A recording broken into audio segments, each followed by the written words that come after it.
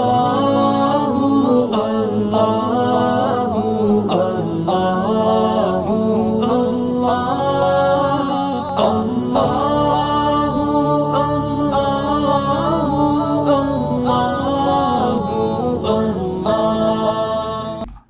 باللہ من الشیطان الرجیم بسم اللہ الرحمن الرحیم۔ ناظرین کرام السلام علیکم ورحمۃ اللہ وبرکاتہ۔ انشاءاللہ تبارک و تعالی آج ہم لوگ پڑھیں گے الترکیب کا سبق نمبر 9، مبتدا اور خبر کے بارے میں ضروری باتیں اور ان کی پہچان کے قواعد، پیج نمبر ہے 33۔ اور آج انشاءاللہ تعالی ہم لوگ قاعدہ نمبر 1 پڑھیں گے۔ مطلب یہ کہ ہم لوگ اس سبق کی ابتدا کر رہے ہیں۔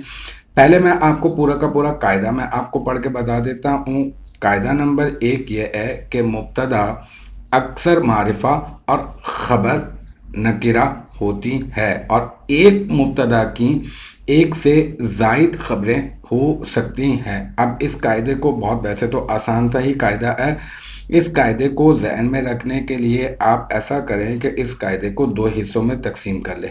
پھر ہم لوگ ایک ایک حصے کو سمجھیں گے، اور پھر میں دونوں حصوں کی آپ کو باقاعدہ طور پہ مثالیں میں آپ کو سمجھاؤں گا، اور ان کی مختصراً آپ کو ترکیب کر کے انشاءاللہ تعالی میں آپ کو بتاؤں گا۔ تو چلیے آئیے ہم اسے 2 حصوں میں تقسیم کرتے ہیں۔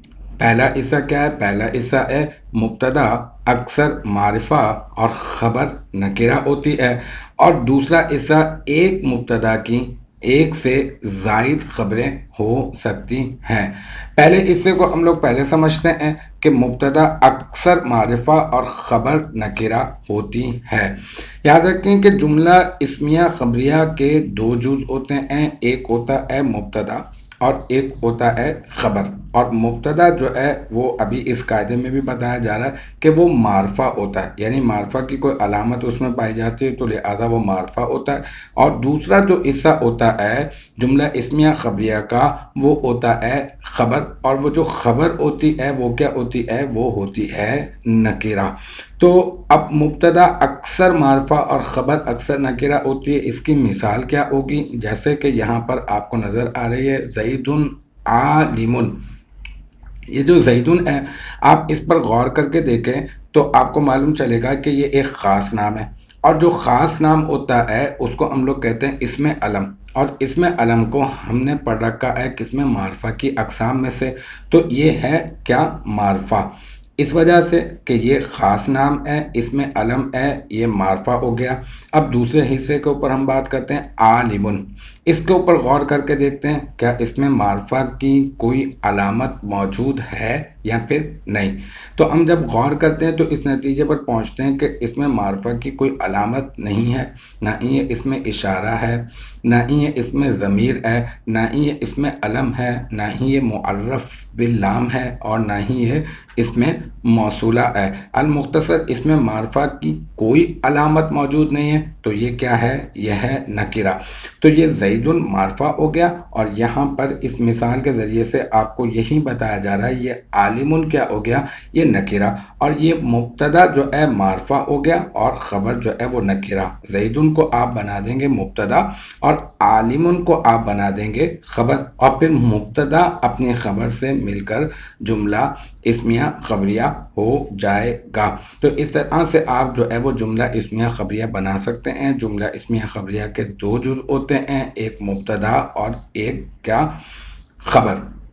اب یہاں پر ایک جو لفظ ہے، ویسے تو قاعدہ بہت آسان ہے، ایک لفظ جو ہے وہ قابل غور ہے، جس کے اوپر میں آپ کی توجہ دلانا بہت زیادہ ضروری سمجھتا ہوں کہ اس کو خاص طور پہ آپ اپنے ذہن میں رکھیے گا کہ اکثر کا ایک لفظ ہے۔ اکثر کا مطلب یہ ہے کہ زیادہ تر تو ایسا ہی ہوتا ہے کہ مبتدا معرفہ ہوتا ہے، اور زیادہ تر ایسا ہی ہوتا ہے کہ خبر جو ہے وہ نکرہ ہوتی ہے، لیکن ہمیشہ ایسا نہیں ہوتا کہ مبتدا معرفہ ہو اور خبر جو ہے ہمیشہ نکرہ ہو، بلکہ کبھی ایسا بھی ہو سکتا ہے، کبھی کبھار ہوتا ہے شاذ و نادر، کہ مبتدا جو ہے وہ نکرہ بھی ہو سکتا ہے اور خبر جو ہے وہ معرفہ بھی ہو سکتی ہے۔ تو اس قاعدے کو آپ اپنے ذہن میں رکھتے وقت اس بات کا ضرور خیال رکھیے گا کہ ہمیشہ کی قید نہیں لگائی یہاں پر، اکثر کا لفظ استعمال کیا کہ زیادہ تر ایسا ہوگا کہ مبتدا معرفہ ہوگا اور خبر جو ہے وہ نکرہ ہوگی۔ اب اس قاعدے کے دوسرے حصے کو سمجھتے ہیں، اور قاعدے کا دوسرا حصہ کیا ہے؟ وہ یہ ہے کہ ایک مبتدا کی ایک سے زائد خبریں ہو سکتی ہیں۔ ابھی جو آپ نے مثال پڑھی زید عالم، اب آپ اس پہ غور کر کے دیکھیں، یہ جو زیدن ہے یہ آپ نے مبتدا بنایا، اور عالم جو ہے آپ نے اس کو بنایا خبر۔ اب میں آپ سے پوچھوں کہ آپ نے یہ ایک مبتدا بنایا اور خبر کتنی بنائی؟ آپ کہیں گے ایک ہی خبر بنائی۔ تو کیا ایسا ہو سکتا ہے کہ ایک مبتدا ہو اور خبریں جو ہیں ایک مبتدا کے متعلق آپ جو ہے وہ ایک سے زائد دے دیں؟ کیا کبھی ایسا ہوتا ہے؟